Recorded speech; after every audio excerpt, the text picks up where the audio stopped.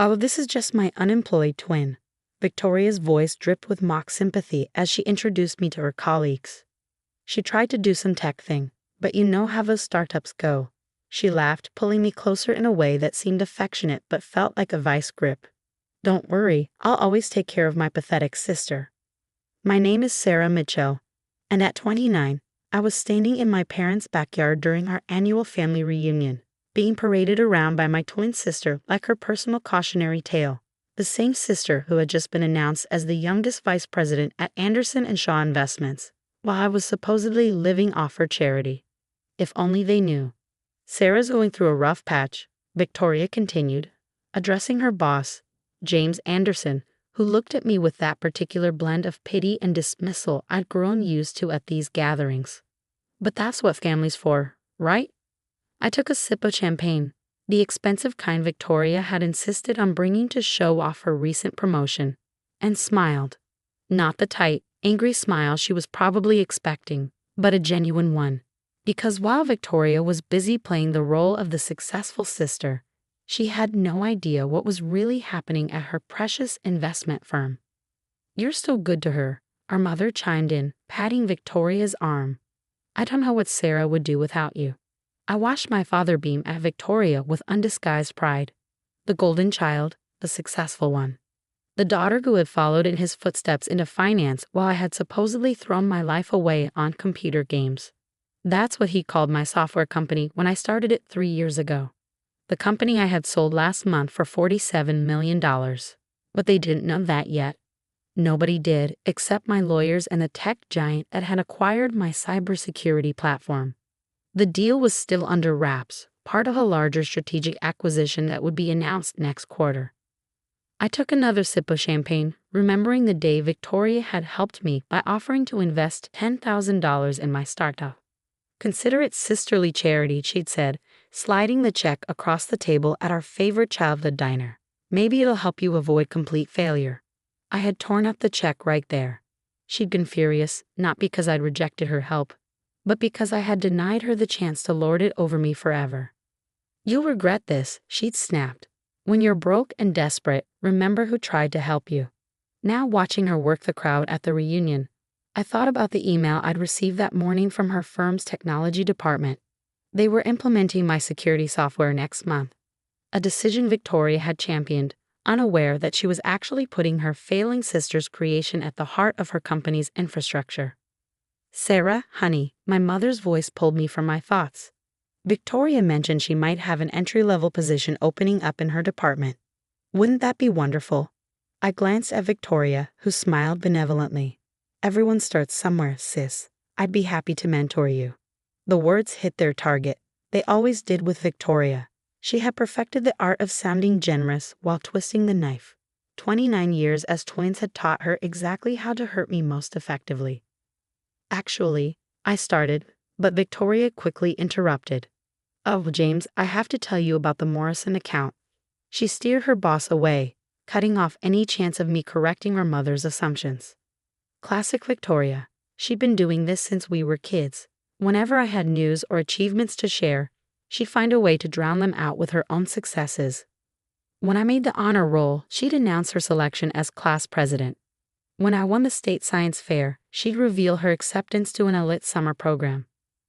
I wandered away from the main gathering, finding a quiet spot near the old oak tree where we used to play as children. The treehouse was still there, though nobody had climbed up in years.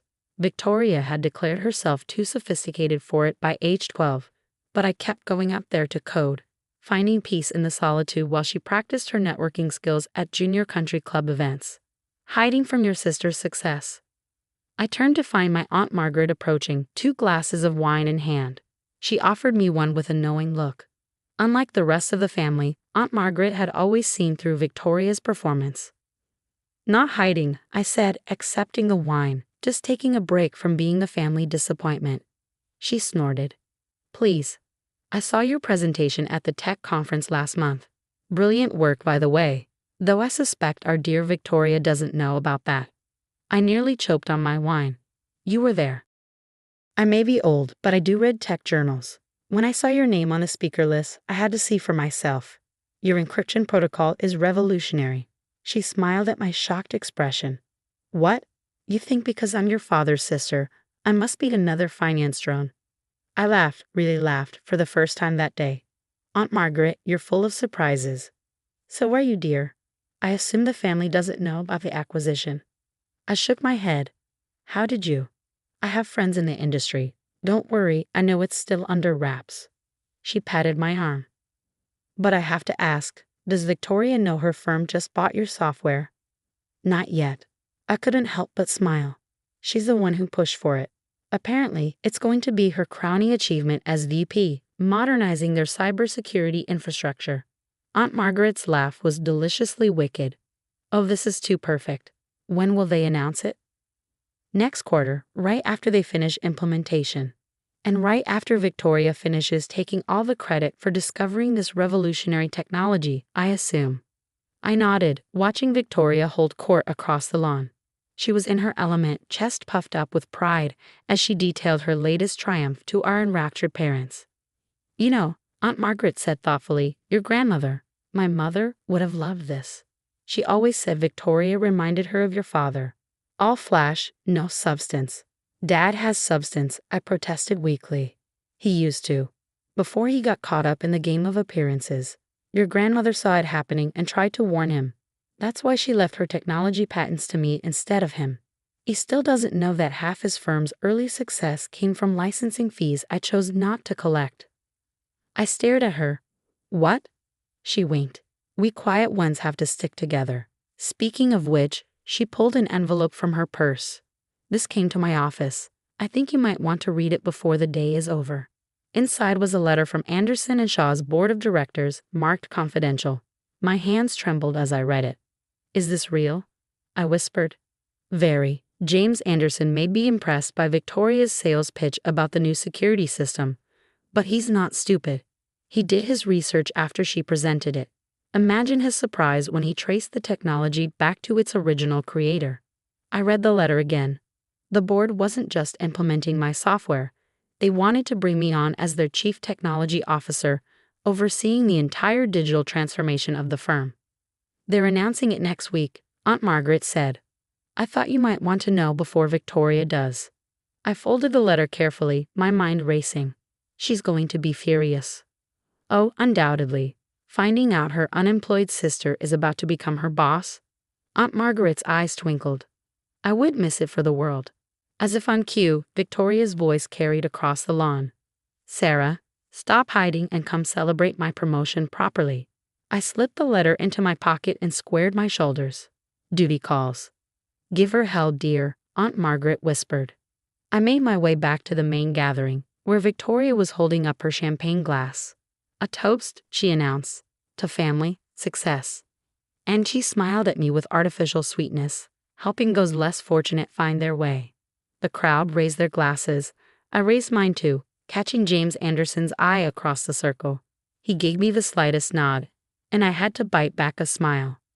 Speaking of finding your way, Victoria continued, slipping an arm around my shoulders, I have wonderful news.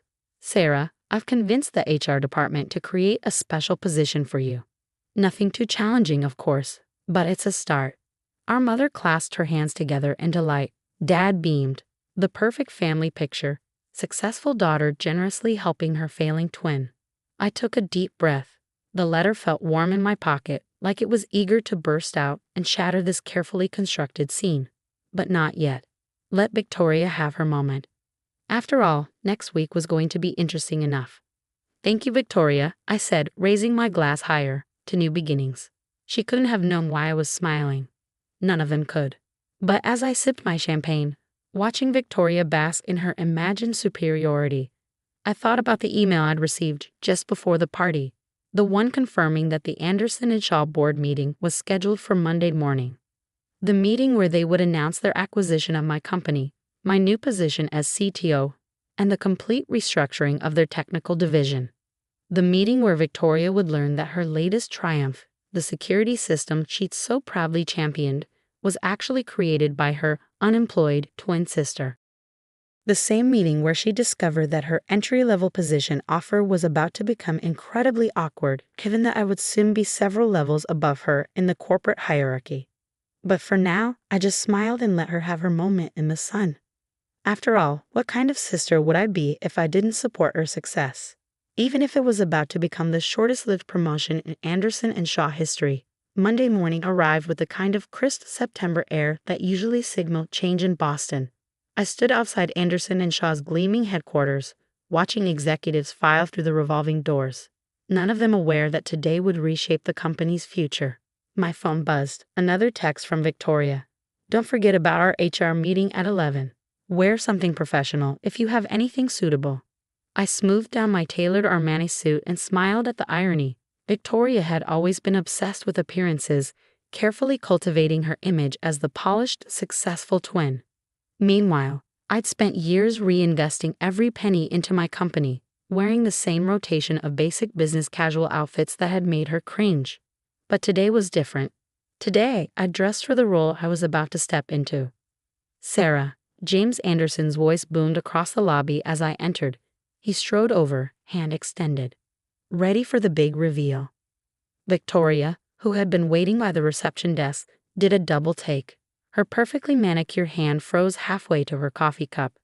Sarah, what are you doing here? Our HR meeting isn't until 11. Change of plans, James said cheerfully. Sarah's needed in the board meeting.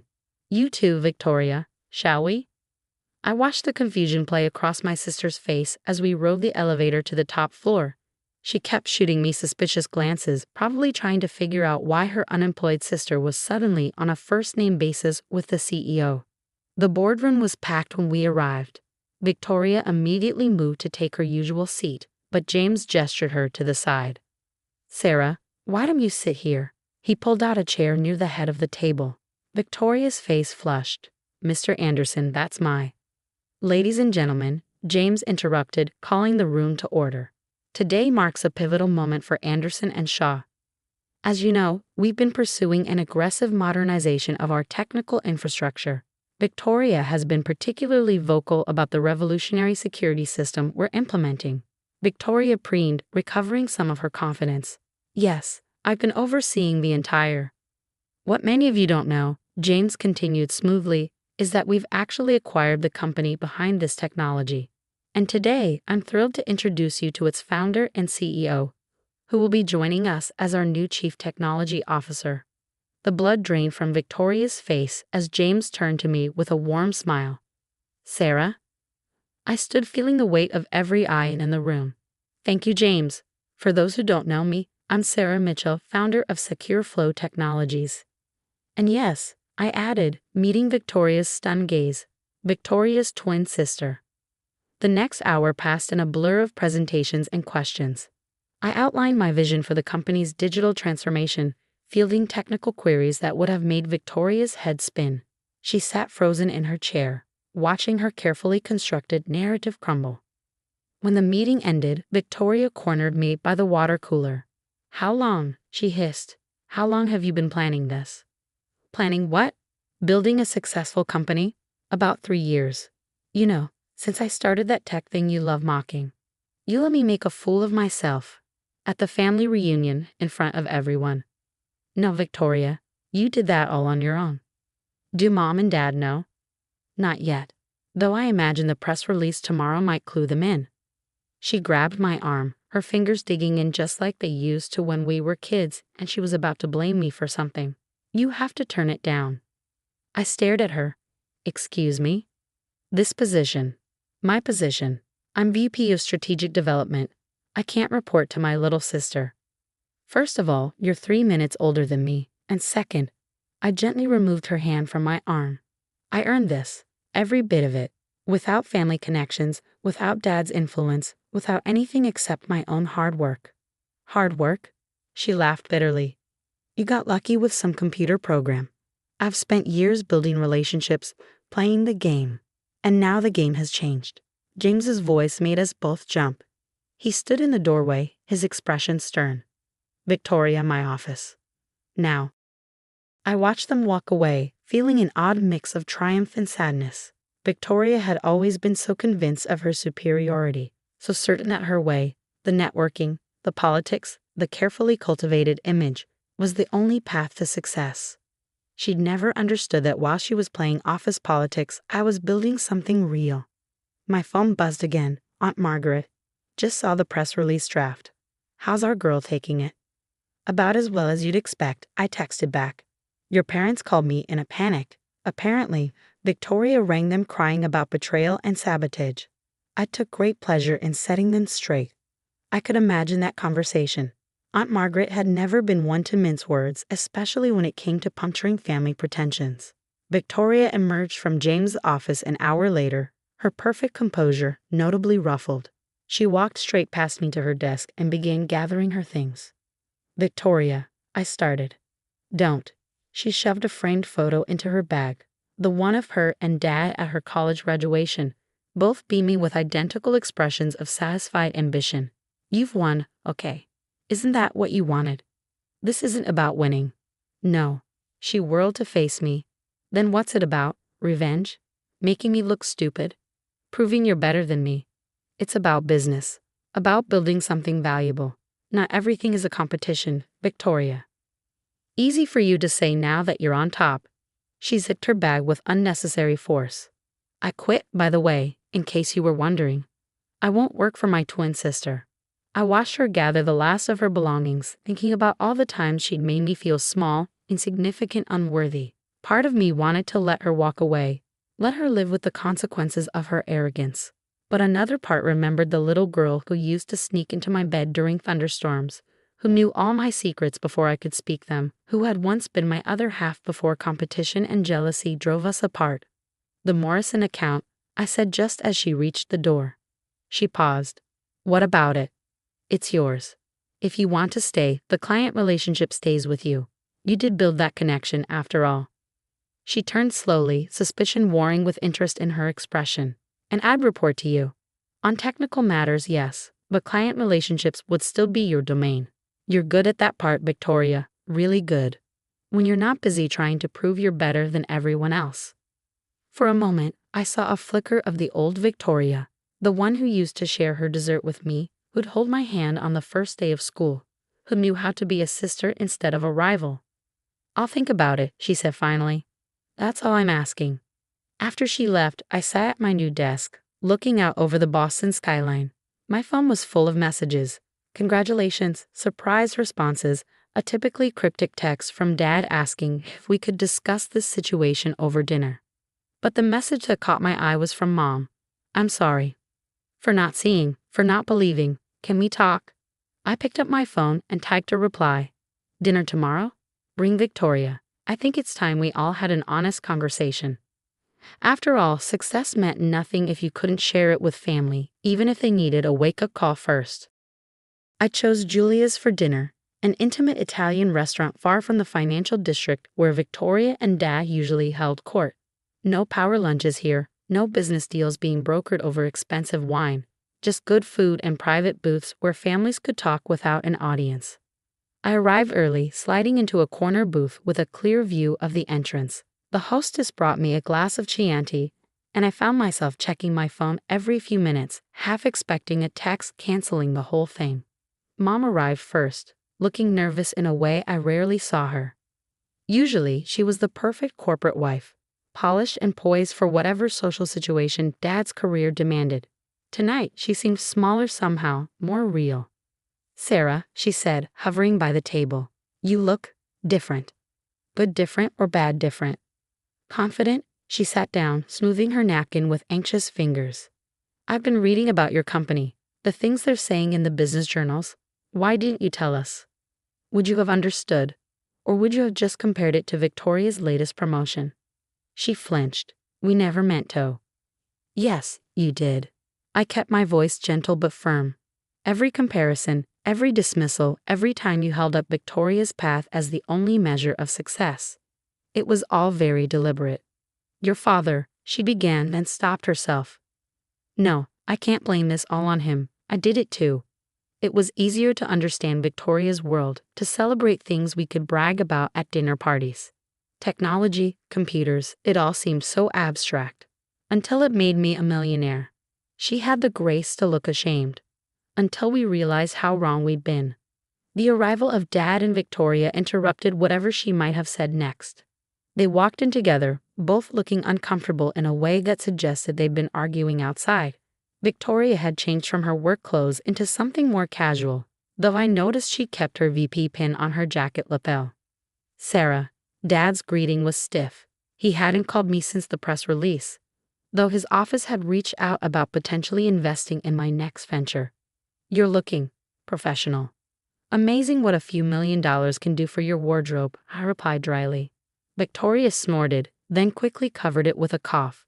For a moment, I caught a glimpse of the sister who used to share my sense of humor, who could always see through Dad's corporate facade. We ordered drinks, then sat in awkward silence until the waiter brought bread. Mom kept glancing between Victoria and me like she was watching a tennis match, waiting to see who would serve first. So, Dad finally said, his business voice in full effect, "I assume you called this dinner to discuss the situation at Anderson and Shaw." Actually, I called it to discuss our situation. I met his gaze steadily. The company is just a symptom of a much bigger problem. I don't see any problem, he replied. You've achieved success in your field. We're very proud. Are you? Or are you just afraid of looking foolish for dismissing me all these years? Victoria shifted in her seat. Sarah? No, let's be honest for once. I leaned forward. You're not proud, Dad.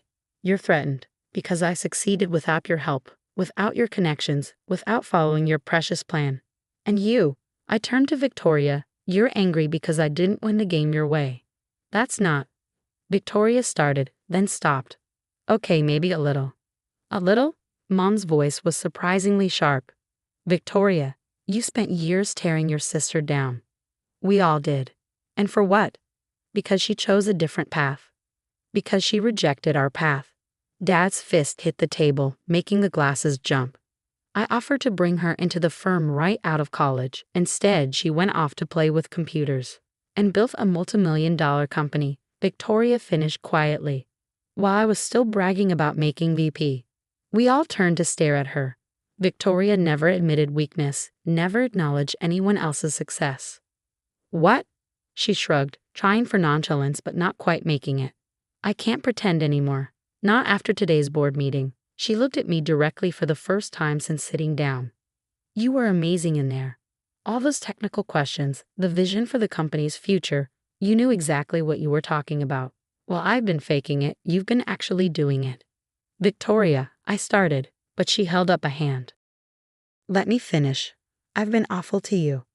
At the reunion, at work, basically our whole lives. And the worst part is, I didn't even realize how awful until I saw you in that boardroom. You weren't just successful, you were confident, competent, completely in your element. And I was jealous, not of your money or your position, but of your certainty. You always knew who you were, what you wanted. I just knew who Dad wanted me to be. Dad made a choking sound. Mom reached for his hand, but he pulled away. I gave you everything, he said to Victoria. The connections, the opportunities, the pressure, she finished. The constant expectation to be perfect, to follow in your footsteps. While Sarah, she smiled slightly. Sarah was free to find her own way. Free? I couldn't help laughing. You think being the family disappointment was freedom? Wasn't it? You got to try and fail and try again without worrying about ruining the family name. I had to be perfect from day one. Girls, Mom interrupted, her voice trembling. I think what we're all trying to say, badly, is that we've hurt each other. A lot, for years. And now? Dad demanded. What do you want from us, Sarah? An apology? Public acknowledgement? I want my family back, I said simply. Not the perfect image we show at reunions, not the roles we've all been playing. I want us to be real with each other. Victoria reached across the table and took my hand. Her grip was tentative, so different from the controlling grasp she'd used at the reunion. I'd like that, she said softly. And I'd like to stay at Anderson and Shaw. If the offer still stands. It does. I squeezed her hand. You're still the best relationship builder I know, when you're not being a complete brat? She supplied with a faint smile. Yeah, working on that. Dad cleared his throat. And what about my offer to invest in your next venture? That depends, I replied. Are you investing as a businessman trying to control his daughter's success, or as a father supporting her dreams? He was quiet for a long moment, studying his wine glass like it held the answers to questions he'd never thought to ask. "I don't know," he finally admitted. "I'm not sure I know how to be just a father anymore." "Then maybe that's where we start," Mom suggested, "with being honest about what we don't know." The waiter chose that moment to bring our meals, the arrival of food providing a welcome break in the intensity. As we began to eat, the conversation shifted to lighter topics, memories of childhood pranks, Victoria's recent disastrous attempt at cooking, Mom's secret passion for sci-fi novels that she always hidden from her book club. It wasn't perfect.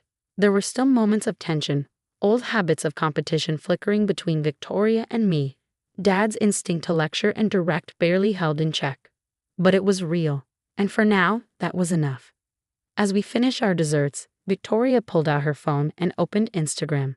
"Time for a new family photo," she suggested, one without any fake rolls or forced smiles. I looked at our parents, saw the same tentative hope in their faces that I felt in my heart. "Yes," I said.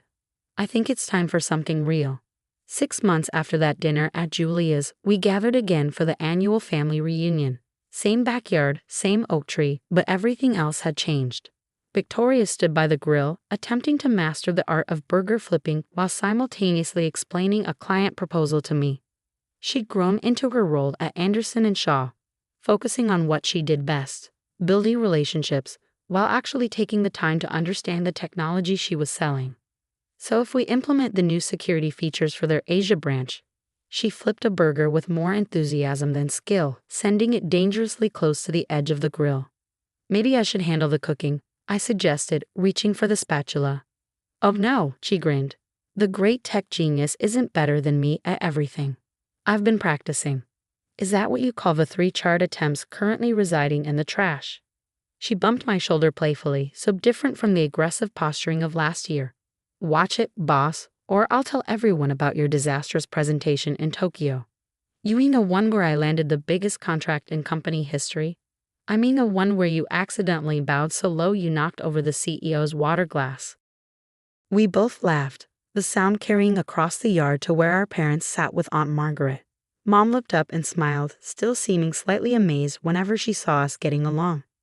The past 6 months hadn't been easy. Old habits died hard, and there were still moments when Victoria's competitive streak flared up, or when Dad slipped into his corporate mentor mode instead of just being a father. But we were trying, all of us, to build something new from the ruins of our old roles. "Your sister's going to burn those burgers," Aunt Margaret observed, joining us by the grill. "Just like your mother used to." "I heard that," Mom called out, "and I'll have you know I've taken cooking classes." "Online classes don't count, dear," Aunt Margaret shot back, "especially when you watch them at double speed."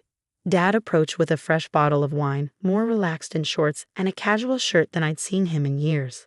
The retired pin on his golf hat was new, a gift from Victoria and me when he finally decided to step back from his firm 3 months ago. "Anyone else smell something burning?" he asked innocently. Victoria quickly flipped the burgers, revealing their distinctly blackened undersides. "They're supposed to be like that. It's caramelization." "Is that what they're calling cremation these days?" I reached for the spatula again. "Come on, let me help." This time, she handed it over with a dramatic sigh. "Fine, but only because I have to finish telling you about the Asia proposal." Speaking of proposals, Mom interrupted. "Isn't James Anderson's son joining us today?" Victoria blushed slightly. "Marcus is stopping by later, and before anyone starts matchmaking, it's strictly professional. He's helping me understand the technical side of things." "Is that why you've been taking coding classes?" I asked innocently. "You know about that?" "I'm the CTO, Vic. I can see everyone's learning portal activity." She shrugged, trying to look nonchalant. "Know thy enemy, right?" I thought I was no longer the enemy. "Fine. Know thy sister/boss/apparently all-knowing tech overlord."